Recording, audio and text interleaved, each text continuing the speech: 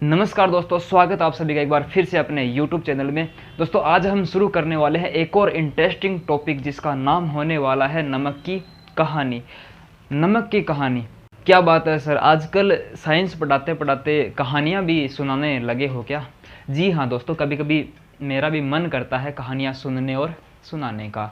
तो आइए मेरे साथ चलते हैं एक नई शेर के ऊपर, नमक की कहानी। जिस प्रकार से फिल्मों में कहानी होती है, एक हीरो होता है जिसका जन्म होता है और शुरुआत से लेकर अंत तक उसके क्या क्या कारनामे होते हैं वो हम विस्तार से देखते हैं। उसी प्रकार से यहाँ पर हम देखेंगे नमक किस प्रकार से तो बनता है, ये इसकी उत्पत्ति कहाँ से हुई होती है और फिर ये इसका शुद्धिकरण कैसे होता है, मतलब एक तरीके से हीरो कैसे बनता है। उसके बाद में इसके जो कारनामे होते हैं वो सारे के सारे डिटेल वाइज देखेंगे। नमक को हम इतना सीरियस क्यों ले रहे हैं, आप बोल सकते हो। ये तो आप ये भी बोल सकते हो कि सर एक 10 रुपये का पैकेट आता है नमक, इसके बारे में इतनी खास बातें क्या हो सकती है। बिल्कुल सहमत हूँ आपकी बात से, मैं भी ऐसा ही सोचता था कोई ज़माने में। लेकिन ये जो एक पैकेट है, इस एक पैकेट नमक की कीमत तुम क्या जानो रमेश बाबू। जी हाँ, नमक एक बहुत ही यूजफुल कंपाउंड है, मतलब उपयोगी यौगिक है, जो एक प्रकार से एक लवण है। इसका उपयोग करके हम बहुत सारे उपयोगी यौगिक बना सकते हैं, इसलिए इसके बारे में पढ़ना हमें और रोमांच पैदा कर देता है। किस प्रकार से ये सारी चीज़ें होती हैं आइए देखते हैं। दोस्तों हमारे अम्ल क्षार और लवण की एक सीरीज चल रही है जिसके अंदर ये चौथा पार्ट है, फोर्थ पार्ट अपना इस सीरीज का है। तो आप सभी का एक बार फिर से स्वागत है एसिड बेस एंड सोल्ट की अनदर एपिसोड के अंदर। आइए शुरू करते हैं। नमक कैसे बनता है आप अंदाज़ा लगा सकते हो, बिल्कुल सही है आपका अंदाज़ा कि नमक हम समुद्रों से निकालते हैं, दूसरी तरीके से या फिर बोले झीलों से भी हम नमक निकाल सकते हैं। समुद्र से नमक निकालना क्या इतना आसान होता है? क्या हम वो सीधा नमक काम में ले सकते हैं या फिर झीलों का नमक सीधा काम में ले सकते हैं? देखो नमक कैसे बनता है। सबसे पहले हम बोलेंगे कि नमक जो है वो हमारा समुद्र जो होते हैं, बहुत सारे समुद्रों से ये नमक निकाला जाता है। क्यों निकाला जाता है? क्योंकि समुद्र के अंदर कई सारे लवण पाए जाते हैं। लवणों के बारे में मैं बता चुका हूँ आपको, अम्ल और क्षार के मिलने से क्या बनते हैं, लवण बनते हैं।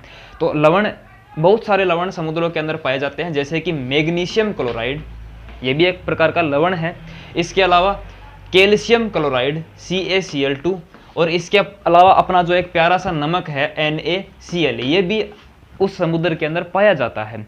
परंतु अब इतने सारे लवणों को अगर हम निकालेंगे एक साथ, लेकिन उपयोग तो अपने को केवल और केवल NaCl का करना है, तो बाकी वालों का क्या करना होता है। इसलिए हमें वो जो समुद्र से नमक प्राप्त होता है उसका करना पड़ता है शुद्धिकरण। इसके अलावा हम यूँ बोल सकते हैं कि जो झीलें होती हैं, उन झीलों से भी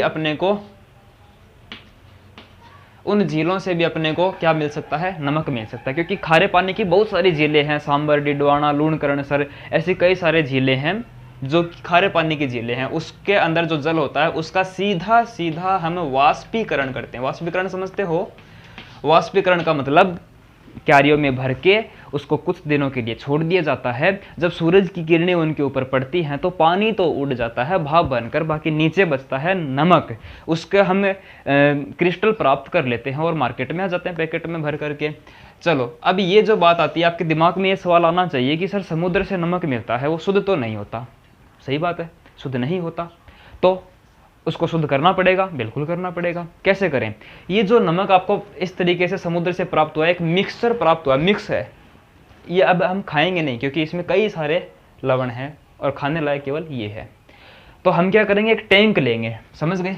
एक टैंक के अंदर ये जो NaCl और बाकी जो भी चीज़ें हैं ये सारी की सारी हम इसके अंदर घोल लेंगे। आ गई बात समझ में? घोल लेने के बाद में एक संतृप्त विलयन बनाएंगे। संतृप्त विलयन समझते हो आप? संतृप्त विलयन ऐसा विलयन जिसके अंदर विलय की अधिकतम मात्रा घुली हुई और ज़्यादा ना घोल पाए बस।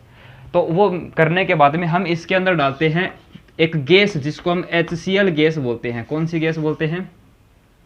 इसके अंदर एक गैस प्रवाहित करते हैं हम जिसको हम HCl गैस बोलते हैं। HCl गैस प्रवाहित करने पर होगा क्या सर?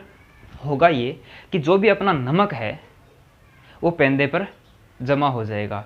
बाकी ये जो दोनों अशुद्धियाँ हैं या फिर और कई सारे लवण हैं वो पानी में घुले रहेंगे, और घुले रहेंगे तो फिर पानी को हम बाहर निकाल देंगे, नीचे वाली चीज़ें रख लेंगे, मतलब नमक रख लेंगे। वो अघुलनशील होगा या फिर वो एक तरीके से अवक्षेप के रूप में रहेगा, क्योंकि HCl मिलाने के बाद में नीचे यहाँ पर क्या बन जाएगा, अपना नमक है वो जम जाएगा। बाकी जो ऊपर पानी है इसको हम उड़ेल करके या फिर पात्र को पाइप लगा करके बाहर निकाल लेंगे। इस प्रकार से जो नमक होगा इसको थोड़ा सुखा करके शुद्ध नमक प्राप्त कर लेंगे और पैकेट में भर के मार्केट में बेच देंगे। अगर आप ऐसा बिजनेस करना चाहते हो तो कर सकते हो, जाइए किसी समुद्र के किनारे बस जाइए, आपको विधि मैंने बता दी, कमाइए और बिजनेस आपका सेट हो जाए तो फिर थोड़ा बहुत 10-20% इधर भी कमीशन ट्रांसफ़र कर देना।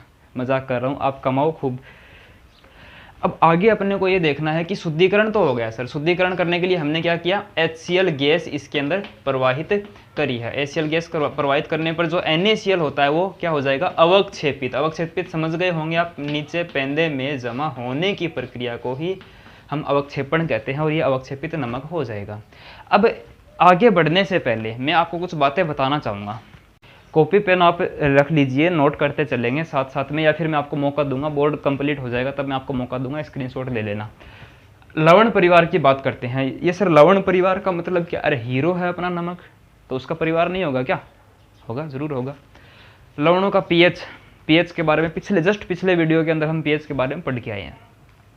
उसके बारे में अगर आपको नॉलेज नहीं है तो जस्ट पीछे वाला वीडियो देख लीजिए, पीएच के बारे में सारा नॉलेज आपको मिल जाएगा। ठीक है, लवण परिवार, लवण परिवार का मतलब क्या, लवणों का परिवार। लवण परिवार देखो, NaCl का सूत्र यही तो है, मतलब नमक का सूत्र यही तो है NaCl। क्या इसके अंदर आपको सोडियम दिख रहा है, बिल्कुल दिख रहा है। क्या एक और कई सारे लवण होते हैं, जैसे कि मैं एक और लवण लिखना चाहूँ NaHCO3, इसके बारे में आगे भी जिक्र करेंगे हम। इसके अलावा Na2CO3, ये भी एक लवण है। ये इतने सारे लवण है, सब के अंदर क्या आपको कुछ कॉमन चीज दिख रही है, जी हाँ सर, सोडियम इसके अंदर कॉमन चीज दिख रही है। मतलब ऐसे लवण जिसमें एक ही प्रकार के धनायन उपस्थित होते हैं या फिर एक ही प्रकार के ऋणायन उपस्थित होते हैं, उन लवणों को एक लवण परिवार का सदस्य, उसी आयन के लवण का परिवार का सदस्य माना जाता है। ठीक है, जैसे कि ये क्या है, NaCl सोडियम परिवार का है। NaHCO3, इसमें भी Na आ गया तो ये भी सोडियम परिवार का सदस्य है और ये भी सोडियम परिवार का सदस्य है। इसके अलावा कोई और देखें, जैसे कि और कोई दूसरा परिवार ढूंढ के लाएं, मैग्नीशियम क्लोराइड। ठीक है, ये मैग्नीशियम परिवार का सदस्य है। इसके अलावा हम बोल सकते हैं CaCl2, ये कौन से परिवार का सदस्य है, ये कैल्शियम परिवार का सदस्य है। इस प्रकार से लवणों का परिवार जो होता है, कौन से लवण परिवार का सदस्य है वो हम आसानी से बता सकते हैं, आयन देख करके बता सकते हैं। मेरे ख्याल से ये बातें आपको समझ में आ गई होंगी। इसको मैं रफ करता हूँ, आगे की बातें करते हैं लवणों का पीएच। ये मैंने यहाँ पर कुछ उदाहरण लिखे हैं लवण परिवार के, सोडियम परिवार के लवणों का। अब एक चीज़ मुझे बताओ, जो Na है, NaCl कैसे बनता है, लवण कैसे बनते हैं? अगर आपने शायद पीछे के वीडियो देखे तो आपको पता होगा, लवण जब बनते हैं तो कोई अम्ल होता है वो आता है और इधर से कोई क्षार आता है, एसिड एंड बेस आते हैं, दोनों आपस में मिलते हैं तो क्या बनाते हैं, लवण बनाते हैं, साथ में थोड़ा सा पानी भी निकलता है। ठीक है, तो ये जो लवण बनता है वो कैसे बनता है, अम्ल और क्षार के अभिक्रिया से। आपको ये भी पता होना चाहिए कि NaCl जो एक लवण है वो एक अम्ल और एक क्षार से बनता है, बिल्कुल सही बात है। अम्ल कौन सा, अम्ल आपके पास में आएगा HCl अम्ल, और क्षार कौन सा, NaOH क्षार। इन दोनों के मिलने से क्या बनेगा, इन दोनों के मिलने से अपना NaCl बनता है। सबको पता है ये बात, अगर आपको नहीं पता शायद आपने पीछे वाले वीडियो नहीं देखे होंगे, देखें। NaCl बना दिया। अब ये जो नमक बना है ये अम्लीय प्रकृति का होगा या क्षारीय प्रकृति का होगा? कुछ लवण अम्लीय प्रकृति के भी हो सकते हैं, कुछ लवण क्षारीय प्रकृति के हो सकते हैं और कुछ लवण उदासीन प्रकृति के हो सकते हैं। देखो कैसे, देखो आपके लिए मैंने यहाँ पर कुछ चीज़ें लिखी हैं। लवणों का पीएच एकदम आसानी से हम पता कर सकते हैं। लवण बनते हैं अम्ल और क्षार से, ठीक है। अगर अम्ल प्रबल हो और क्षार भी प्रबल हो तो क्या बनेगा, प्रबल प्रबल कैंसिल हो गए, उदासीन लवण बनेगा। दुर्बल ही अम्ल हो, दुर्बल ही क्षार हो तो दुर्बल दुर्बल कैंसिल हो गए, उदासीन ही लवण बनेगा। लेकिन अगर प्रबल अम्ल हो तो अम्ल का प्रभाव ज़्यादा होगा और दुर्बल क्षार हो तो इसका कम रहेगा। प्रबल अम्ल है इसलिए लवण जो बनेगा वो अम्लीय बन जाएगा। यहाँ पर प्रबल कौन है, क्षार। अगर प्रबल क्षार है और दुर्बल अम्ल है बेचारा तो जो लवण बनेगा वो क्षारीय प्रकृति का बनने वाला है। बिल्कुल सही बात है। इसलिए आप बता सकते हो कि उदासीन लवण अगर होता तो उसका पीएच होता है 7 और यहाँ पर भी उदासीन ही लवण बनता है तो इसका पीएच भी होगा 7। लेकिन अगर स्ट्रॉन्ग एसिड आता है तो एसिडिक सोल्ट बनेगा और एसिडिक सोल्ट जो होता है उसका पीएच वैल्यू जो होती है वो लेस देन 7 होती है, मतलब 7 से कम होगी। और अगर हम स्ट्रॉन्ग बेस ले रहे हैं तो बेसिक नेचर का सोल्ट बनेगा, इसलिए हम बोलेंगे कि जो पीएच मान आएगा वो 7 से ग्रेटर देन आएगा, मतलब बड़ा आएगा 7 से। और आप बोल सकते हो कि ऐसा लवण जिसका पीएच मान 7 से कम होता है वो अम्लीय प्रकृति का होता है, और पीएच मान 7 से ज़्यादा होता है वो क्षारीय प्रकृति का लवण होता है, और जो 7 होता है वो उदासीन होता है। यहाँ पर जो अपना NaCl है, ये वाला NaCl, ये NaCl उदासीन होता है क्योंकि ये प्रबल अम्ल और प्रबल क्षार से बना हुआ होता है। ठीक है, यहाँ तक की बातें आपको समझ में आ गई होगी। अब हम आगे पढ़ते हैं कि जो अपना नमक होता है इसके क्या क्या गुण हैं, है ना, इस हीरो के क्या क्या गुण हैं, अच्छा है, सुंदर दिखता है कि नहीं दिखता, हाइट वगैरह क्या है, मतलब इस तरीके से हीरो के गुण होते हैं। नमक के गुण देखेंगे और उसके बाद में हम नमक के उपयोग देखेंगे, कहाँ कहाँ पर उपयोग कर सकते हैं। क्या नमक का उपयोग केवल खाने के लिए ही होता है? नहीं, नमक के उपयोग और भी हो सकते हैं। क्या क्या उपयोग होते हैं देखेंगे, लेकिन नमक के कुछ गुण भी होते हैं। क्या क्या गुण हैं वो देखेंगे, और इसके उपयोग देखने के बाद में हम इससे बहुत ज़्यादा बढ़िया बढ़िया उपयोगी यौगिक बनाएंगे। चलिए चलते हैं, ये नोट कीजिए, जल्दी से स्क्रीनशॉट लीजिए इसका। आइए दोस्तों, अब हम देख लेते हैं कि NaCl जो अपना नमक है, उस NaCl के क्या तो गुण होते हैं, क्या क्या खास बातें होती हैं, और क्या उसके उपयोग होते हैं हमारे दैनिक जीवन में। आसपास कहाँ पर NaCl का उपयोग किया जाता है, बहुत सी ज़रूरी बातें हैं जो आपको पता होनी चाहिए। पहली बात तो NaCl जो होता है वो श्वेत क्रिस्टलीय ठोस होता है। श्वेत मतलब सफ़ेद होता है, वाइट, और क्रिस्टलीय मतलब दाने दाने के रूप में होता है, और सॉलिड सब्सटेंस होता है, मतलब ठोस अवस्था में होता है। सही बात है। गलनांक गलनांक का मतलब क्या होता है? गलनांक मतलब अगर हम कोई चीज़ जैसे कि चौंक है, इसको गलाना स्टार्ट करें और इतना ज़्यादा ताप दे दें कि ये ठोस से द्रव में आ जाए, तो उस ताप को हम गलनांक बोलते हैं। तो नमक को कितना गलनांक देना पड़ेगा, कितना ताप देना पड़ेगा? 1081 मतलब 1081 केल्विन अगर हम इसको ताप देंगे तब जाकर के ये द्रव अवस्था में आएगा, मतलब पिघलेगा। तो बहुत ज़्यादा ताप है, हम इसको सामान्य ताप पर नहीं पिघला सकते हैं, लेकिन यह जल में जल्दी से विलय हो जाता है, जल में फटाफट विलय हो जाता है। जल में डाला और द्रव अवस्था में, मतलब उसके जल के अणुओं के बीच में जहाँ जहाँ खाली जगह होती है उनके बीच में जाकर के स्थापित हो जाता है, और हमें लगता है कि ये पानी बन गया है, लेकिन NaCl जल में विलय होता है। सबको ये बात पता है, इतना जानकारी रखो। उसके बाद में नंबर 4, जलीय विलयन में जब हम जल में डालते हैं NaCl को, तो Na और Cl दोनों आपस में अलग अलग टूट करके आयन बना लेते हैं। ठीक है, तो it gets ionized when it dissolve in water. That is the reason aqueous solution of NaCl is a good conductor of electricity। मतलब आयनित हो जाता है और आयन होते हैं उस पानी के अंदर, इसलिए तो वो जलीय विलयन जो बना है वो विद्युत का अच्छा चालन करेगा। आपके पास में एकदम शुद्ध पानी है और उसके थ्रू आपको करंट नहीं लगेगा बिल्कुल भी, ये फैक्ट है।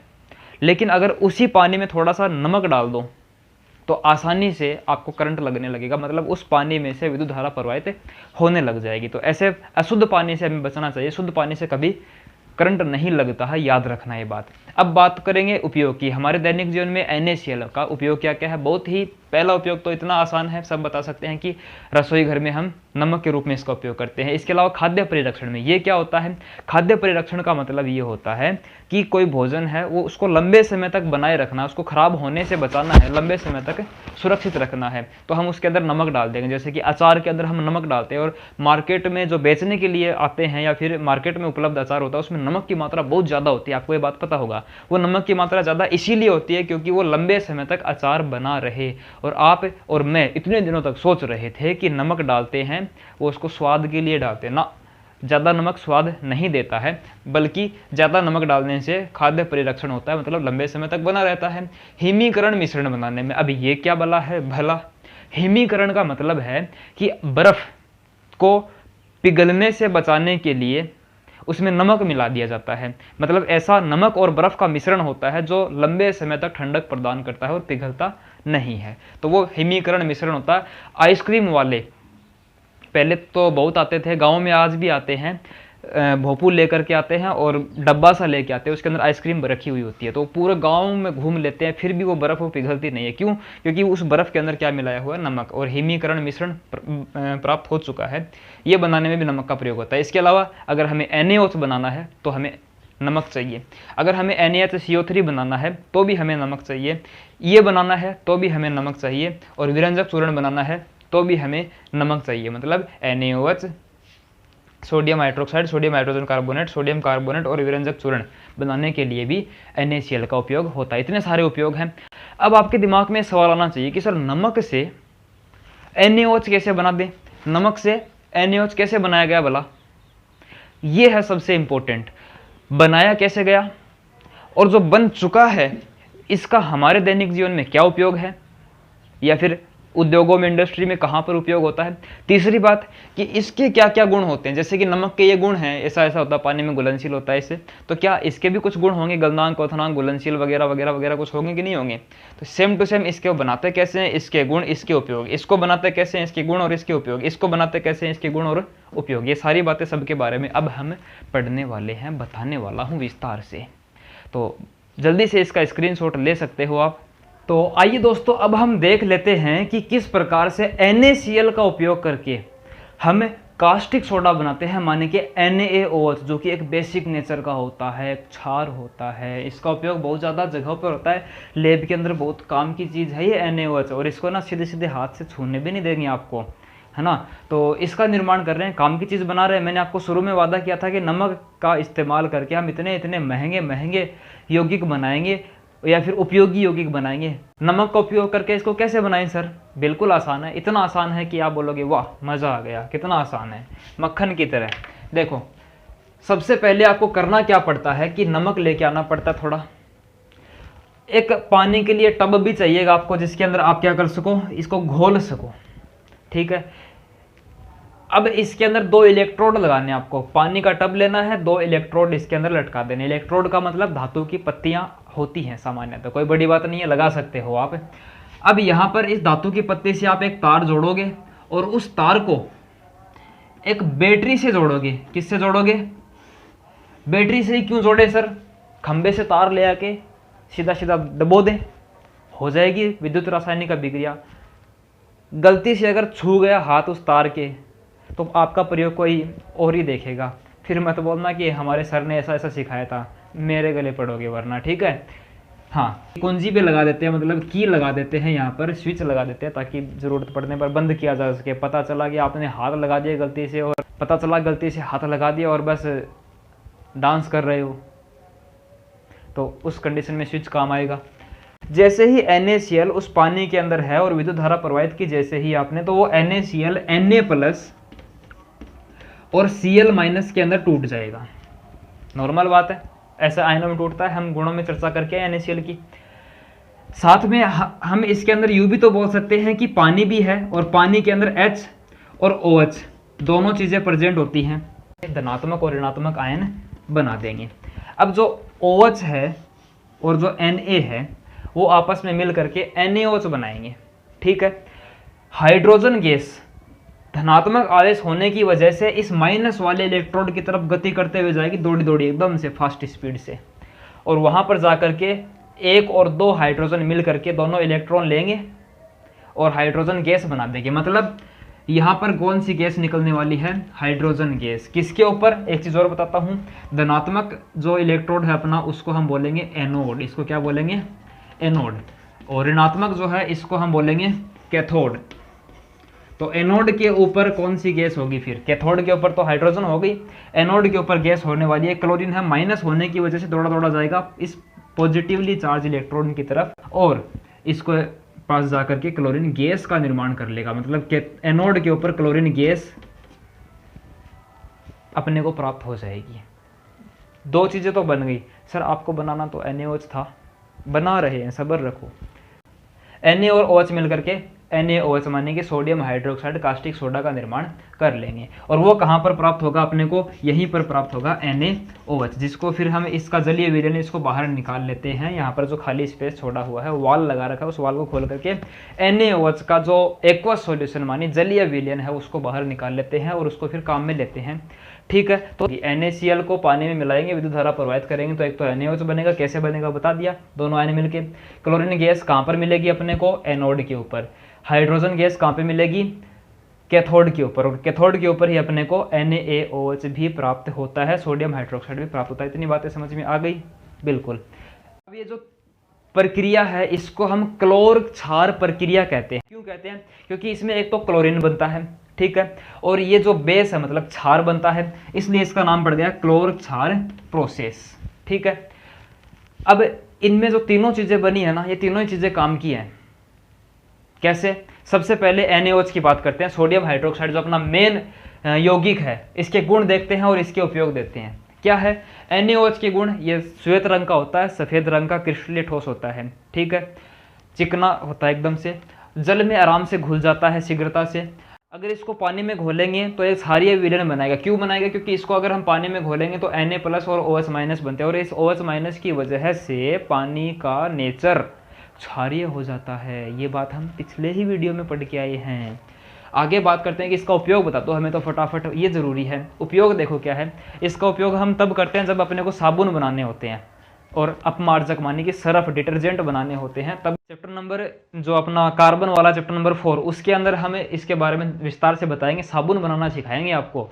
और ये चीज़ अगर आपको सीखनी है लगातार, तो वीडियो के नीचे आपके दिख रहा होगा रेड कलर का सब्सक्राइब बटन, उसको दबा दो, और जब भी वीडियो आएगा, मेरा नया नया वीडियो, इंटरेस्टिंग वीडियो आते हैं, तो आप उसका नोटिफिकेशन प्राप्त कर पाओगे, ठीक है। चलो आगे देखते हैं। इसका उपयोग कागज और सिल्क उद्योग में भी, सिल्क मानी रेशम उद्योग में भी किया जाता है। इसके अलावा जो हमें कृत्रिम रेशे बनाते हैं, सिंथेटिक फाइबर बनाते हैं, उसके अंदर भी NaOH का प्रयोग होता है। कितना उपयोगी चीज़ है। इसके अलावा धातुओं से ग्रीज हटाने में, ठीक है, इसका उपयोग होता है। मेटल के ऊपर जो ग्रीज लगा होता है उसको हटाने में इसका उपयोग किया जाता है। इसके अलावा बॉक्साइड के शोधन में, बॉक्साइड एक अयस्क है, ठीक है, अलॉय है, उसके अंदर से धातु को निकालने में, धातु क्रम करना, धातु को अलग अशुद्धियों को अलग करना, तो उसके लिए भी हम सोडियम हाइड्रोक्साइड का उपयोग करते हैं। इसके अलावा अपने पास में दो चीज़ें और बनी है, एक तो क्लोरीन और एक हाइड्रोजन गैस। क्लोरीन का भी कई सारे उपयोग हैं। वो क्या है? क्लोरीन का उपयोग करके क्लोरीन की गोलियां बनाई जाती है, आपको पता हो तो। वो क्लोरीन की गोलियां पानी में डाल देते हैं हम। बड़े बड़े जो अस्पताल होते हैं या फिर विद्यालय स्कूल होते हैं, वहाँ पर क्या करते हैं, क्लोरीन की गोलियां खरीद के लाते हैं, पानी के अंदर डाल देते हैं। उससे क्या होगा? उससे जो जीवाणु हैं हानिकारक, वो मर जाएंगे, पेंदे में जमा हो जाएंगे, ठीक है। तो बार बार में टंकी को साफ नहीं करना पड़ेगा। क्लोरीन की गोलियां डाल करके आपको पेयजल साफ कर सकते हो, मतलब पीने का पानी साफ कर सकते हो। इसके अलावा स्विमिंग पूल के जल को भी स्वच्छ किया जा सकता है। दूसरा काम और क्या हो सकता है? क्लोरीन का उपयोग करके आप PVC पाइप आती है वो बना सकते हो। क्लोरीन का उपयोग करके CFC क्लोरोफ्लोरोकार्बन बना सकते हो। इसके अलावा क्लोरीन का उपयोग करके आप रोगाणुनाशक और कीटनाशक भी बना सकते हो। अब हाइड्रोजन गैस भी तो बनी है, उसका क्या उपयोग करें? हाइड्रोजन गैस एकदम से स्वच्छ ईंधन है। आपके जो स्पेस क्राफ्ट होते हैं, मतलब स्पेस में, अंतरिक्ष में जाने वाले यान होते हैं, उनके अंदर हाइड्रोजन को ईंधन के रूप में काम में लेते हैं। बताना मत किसी को, ठीक है, आपको ही पता है। अमोनिया है वो बनाना है तो हाइड्रोजन चाहिए। खाद बनानी है तो हमें हाइड्रोजन चाहिए। इसके अलावा घरों में ईंधन, घरों में तो नहीं, महंगा आता थोड़ा सा, तो ईंधन के रूप में जो अंतरिक्ष यान होते हैं उनमें ईंधन के रूप में भी इसका उपयोग किया जाता है। आपको बता दें कि थोड़े दिन बाद में ऐसी गाड़ियाँ भी चलने लग जाएंगी जिसके अंदर पेट्रोल की बजाय हाइड्रोजन का उपयोग होने वाला है। तो इस तरीके से NaOH के गुण उपयोग देख लिए, क्लोरीन के उपयोग और हाइड्रोजन गैस के उपयोग देखिए। क्लोरो क्षार अभिक्रिया बता दी। अगर आपको थ्योरी में लिखना पड़े तो आप ऐसा लिखोगे कि सोडियम क्लोराइड नमक क्या जलीय विलयन में विद्युत धारा प्रवाहित करने पर अपने को NaOH क्लोरीन गैस तथा हाइड्रोजन गैस प्राप्त होती है। इस पूरी प्रक्रिया को क्लोर क्षार प्रक्रिया कहते हैं, ठीक है। इसको जल्दी से स्क्रीनशॉट ले। और इसके अलावा एक चीज़ मैं बताना भूल गया आपको, वो चीज़ क्या है कि इसका गलनांक भी आता है। गलनांक 591 केल्विन, 591 केल्विन इसका गलनांक होता है। ये भी इसका एक गुण है। तो दोस्तों इस प्रकार से हमने नमक के बारे में पढ़ा और नमक से कास्टिक सोडा किस प्रकार से बनाया जाता है वो चीज़ हमने देखी। अब आगे हमें देखना है कि नमक का उपयोग करके हम विरंजक चूर्ण कैसे बना सकते हैं। नमक के उपयोग से हम खाने का सोडा भी बना सकते हैं। नमक के उपयोग से हम धावन सोडा, धोने का सोडा भी बना सकते हैं। कैसे बनाते हैं आगे देखेंगे। अभी वीडियो थोड़ा लंबा बन रहा है, इसलिए अगले पार्ट में हम नमक का प्रयोग करके इन चारों चीज़ों को बनाएंगे और साथ में आपको ये भी बताएंगे कि आपके घरों में जो प्लास्टर ऑफ पेरिस यूज होता है दीवारों को स्मूथ बनाने के लिए, फ्रैक्चर हड्डियों को जोड़ने के लिए, वो कैसे बनाया जाता है, उसके क्या क्या गुण होते हैं और इसके अलावा और क्या क्या उपयोग होते हैं। ये सारी बातें हम चर्चा करेंगे। तब तक के लिए बाकी की चीज़ें हम अगले वीडियो में डिस्कस करेंगे। तब तक के लिए आप इस वीडियो पर अपना प्यार बरसा सकते हो। अगर वीडियो अच्छा लगा है तो अपना प्यार दर्शाने के लिए नीचे लाइक का बटन है आपके लिए, वो दबाइए, उससे हमें बहुत अच्छा महसूस होता है। साथ ही अगर आप हमारे परिवार का सदस्य बनना चाहते हो, हमारे साथ जुड़ना चाहते हो, तो सब्सक्राइब बटन को दबा लीजिए, जिससे कि अगला वीडियो जब भी आएगा तो आपके पास सीधा नोटिफिकेशन चला जाएगा। मिलते हैं अगले वीडियो में, तब तक के लिए धन्यवाद। आपका दिन शुभ रहे।